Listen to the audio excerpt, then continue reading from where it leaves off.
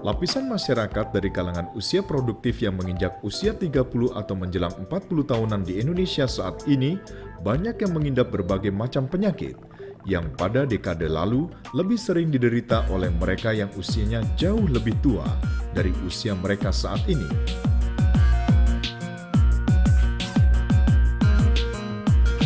Kolesterol tinggi, stroke, hipertensi, kanker, osteoporosis, diabetes, dan lain-lain telah menjadi penyakit yang biasa diidap oleh kalangan usia muda, terlebih mereka yang tinggal di perkotaan. Tantangan hidup yang semakin kompleks menjadi salah satu pemicu utama bagi munculnya gejala berbagai penyakit tersebut.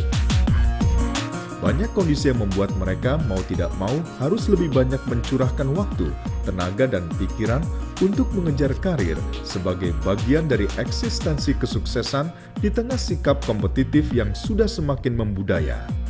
Energi yang berlebihan dalam mengejar karir membuat perhatian mereka kepada kesehatan dan pola hidup sehat dengan sendirinya semakin jauh berkurang.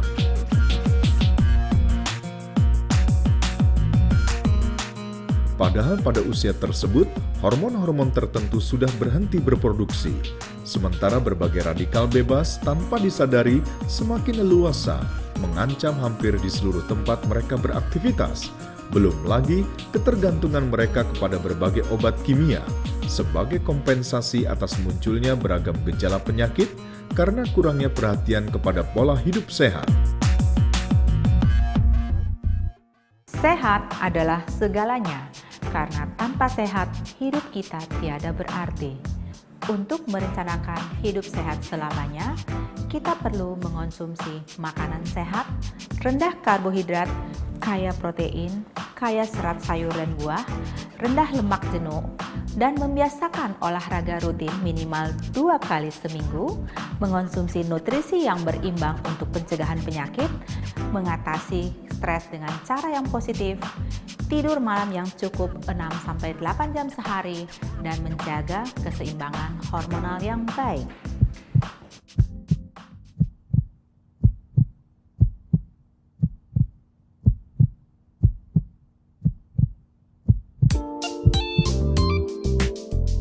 Selain faktor tekanan psikologis seperti stres, gaya hidup, dan pola makan yang tidak sehat, berbagai radikal bebas dengan mudah banyak ditemui dalam hampir semua lingkungan. Seperti sinar ultraviolet, racun, polusi, sinar X-ray, atau sinar ronsen, radiasi sinyal selular, perjalanan dengan pesawat terbang, obat-obatan kimia, zat kimia pengawet makanan, zat kimia pencemar lingkungan, zat kimia sintetis, zat kimia pada pembersih peralatan rumah tangga, alkohol, dan zat pelarut, pestisida dan herbisida pada sayuran, zat radioaktif, dan yang tidak kalah membahayakannya adalah rokok. Radikal bebas diibaratkan seperti granat kecil yang dapat merusak sel dan DNA manusia. Banyak sekali penelitian yang mendukung teori bahwa radikal bebas menyebabkan proses penuaan dini dan menimbulkan banyak penyakit berbahaya seperti jantung, otak, paru-paru, hati, empedu, kulit, persendian, mata, gigi, dan kanker. Salah satu solusi efektif dalam menangkal bahaya radikal bebas adalah terjaganya keseimbangan antar antioksidan dengan radikal bebas itu sendiri. Mengapa keseimbangan hormon perlu dijaga? Karena hormon adalah zat yang dihasilkan tubuh kita yang berfungsi mengatur kesempurnaan regulasi semua organ dalam tubuh kita. Ketidakseimbangan hormon akan menyebabkan datangnya berbagai penyakit penuaan lebih awal yang bisa membawa kita pada kematian di usia muda, seperti obesitas, penyakit jantung, stroke, diabetes, penyakit autoimun, kepikunan, dan bahkan penyakit kanker.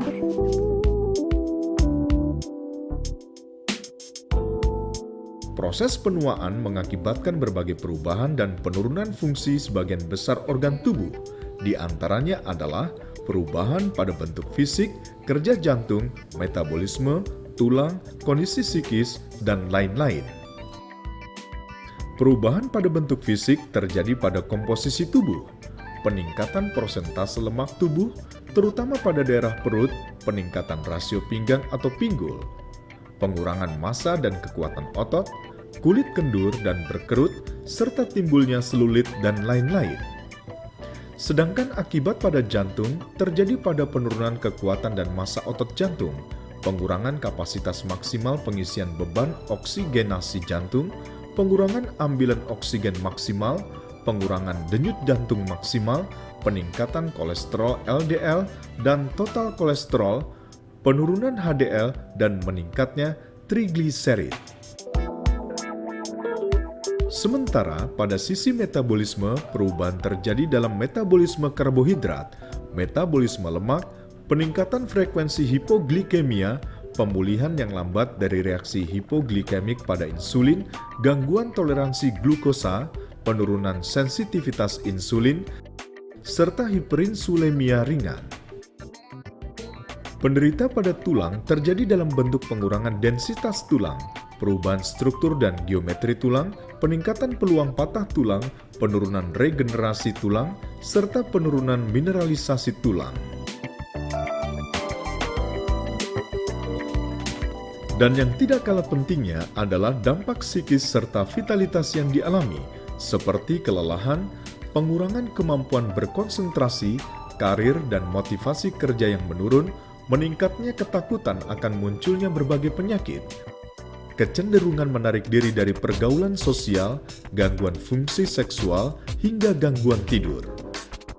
Sebagai akibat dari penuaan dini tersebut, tidak sedikit dari kita harus mengalami akhir hidup yang melelahkan dan menyakitkan karena harus melewati perawatan yang panjang dan penuh ketidakpastian, ditambah harga yang tidak murah untuk mereka tebus.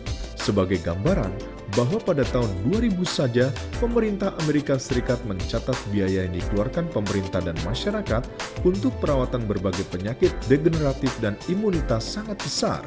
Inilah fenomena penyakit degeneratif dan penuaan dini. Dan bila ini terjadi pada generasi produktif, maka akan mengakibatkan juga daya tahan dan imunitas terhadap berbagai penyakit dapat menurun drastis. Dari data statistik yang ada, ternyata 90% penyebab kematian adalah penyakit penuaan dan biaya terbesar yang dihabiskan seseorang untuk pengobatan adalah 3 tahun terakhir menjelang kematiannya. Hal ini sebenarnya bisa dicegah dan disiasati sedini mungkin dengan perencanaan kesehatan yang baik. Saat ini, pencegahan penyakit penuaan telah berkembang dengan sangat pesat di Eropa dan di Amerika. Upaya pencegahan penyakit penuaan inilah yang kita kenal dengan ilmu kedokteran anti-aging atau anti-aging medicine atau preventive medicine.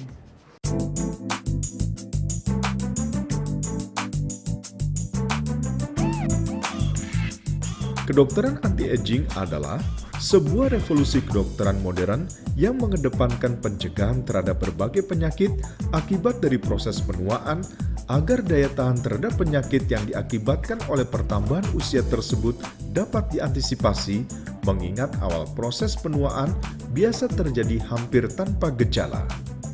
Intinya adalah kedokteran anti-aging merupakan sebuah terapi untuk menjadi tua tanpa gejala dan penyakit penuaan, sehingga kualitas dan produktivitas hidup dapat dinikmati dalam waktu yang lebih lama dan bahkan hingga akhir hayat. Kedokteran anti-aging dianggap mampu menggeser paradigma kedokteran konvensional yang memiliki sudut pandang bahwa proses penuaan adalah sesuatu yang wajar dan alamiah, namun dapat dicegah dan dihambat. Kita jangan terbelenggu dengan nasib bawaan dari gen tubuh kita maupun radikal bebas di lingkungan sekitar kita. Jika tidak ingin terlambat, maka sebuah tindakan harus segera diambil.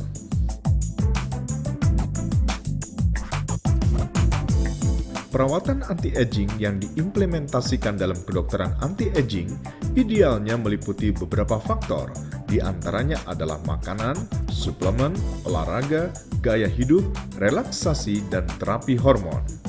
Untuk terapi makanan diupayakan agar diprioritaskan asupan makanan yang rendah lemak, rendah kadar gula, dan rendah natrium. Informasi terkait dengan makanan ini bisa diperoleh melalui konsultasi dengan dokter ahli gizi atau dokter anti-aging atau sumber lain berupa buku-buku dan website yang mengangkat isu makanan sehat. Untuk suplemen, diupayakan agar diprioritaskan yang mengandung antioksidan, multivitamin, dan suplemen yang mengandung sistem imunitas tubuh. Ini pun harus dikonsultasikan dengan dokter anti-aging untuk memperoleh produk dan dosis yang tepat. Begitupun dengan olahraga, dipilihkan jenis olahraga yang memiliki gerakan anti-aging, di mana detail terkait hal tersebut bisa dikonsultasikan dengan dokter anti-aging maupun dokter khusus olahraga. Yang tidak kalah pentingnya adalah mengatur pola hidup sehat dengan cara menghindari minuman beralkohol, tidak merokok, dan menjaga durasi tidur antara 6 sampai dengan 8 jam per hari. Relaksasi juga merupakan elemen penting untuk menjaga keseimbangan antara kebutuhan yang bersifat fisik maupun psikis. Relaksasi ini bisa berupa spa, yoga, meditasi, berdoa, dan lain-lain yang bisa membantu pikiran menjadi rileks dan lepas dari beban. Yoga dan meditasi tentunya akan lebih baik dilakukan dengan bantuan instruktur. Beberapa tahun terakhir ini, dokter di Indonesia juga telah mengadopsi ilmu kedokteran anti-aging tersebut sebagai upaya pencegahan penyakit penuaan dengan hasil yang sangat baik. Hal inilah telah banyak merubah paradigma bahwa penyakit penuaan adalah suatu hal yang wajar yang sebenarnya bisa dicegah dan dilakukan dengan cara yang tepat.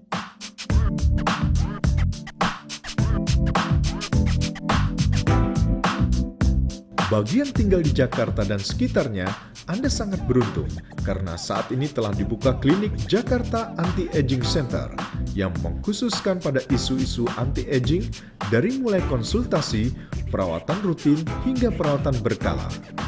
Jakarta Anti-Aging Center yang memiliki moto Grow Older Without Aging berlokasi di Jalan Kemiri, nomor 13 Menteng, Jakarta Pusat, 10350. Telepon 021 391 5157, faksimili 021 314 3830, atau silakan kunjungi situsnya di www.jakartaantiagingcenter.com atau kirimkan pertanyaan Anda ke info@jakartaantiagingcenter.com. Terapi hormon ini dianggap begitu penting karena hormon merupakan zat alami yang terdapat dalam tubuh dan juga berfungsi sebagai pusat regulasi seluruh organ tubuh hingga ke tingkat selular. Selain layanan terapi hormon, Jakarta Anti-Aging Center juga memberikan beragam layanan kesehatan seperti terapi obesitas, program terapi detoksifikasi, terapi optimalisasi pertumbuhan anak dan remaja, pengencangan kulit yang mulai berkerut dan kendur, perawatan rambut bermasalah seperti kerontokan rambut, layanan masas untuk detoksifikasi, serta layanan pre-wedding treatment baik bagi calon mempelai maupun anggota keluarga lainnya. Selain layanan tadi, Jakarta Anti-Aging Center juga mampu membuat insol khusus untuk yang memiliki flat feet dan juga membuka layanan dental baik yang sifatnya umum maupun estetik. Seluruh tenaga medis yang bertugas di Jakarta Anti-Aging Center adalah para dokter terlatih yang memiliki sertifikat bidang anti-aging yang masih sangat jarang dimiliki tenaga medis di Indonesia. Selain senantiasa melakukan peningkatan kemampuan dengan mengikuti berbagai pelatihan dan seminar di luar negeri, para dokter di klinik Jakarta Anti-Aging Center juga secara rutin dan berkala memberikan pelatihan dan seminar dalam berbagai tingkatan, baik yang diikuti oleh para dokter profesional, pelaku usaha layanan dan jasa kesehatan maupun kecantikan, hingga masyarakat umum yang memiliki kepedulian kepada isu-isu anti-aging. Setelah kita mengetahui bahwa penuaan dini merupakan pintu masuk bagi berbagai penyakit degeneratif dan berbahaya, maka sekarang pilihan ada di tangan Anda. Apakah Anda akan memilih melakukan pencegahan penuaan dini melalui terapi aging yang dapat memberikan kualitas hidup yang lebih lama dan produktif, atau memilih cara mati muda dengan harga yang cukup mahal? Saya Dr. Widya Murni dari Jakarta Anti-Aging Center akan senantiasa membantu keluarga Anda mencegah penyakit penuaan dan mendapatkan hidup sehat sempurna selamanya.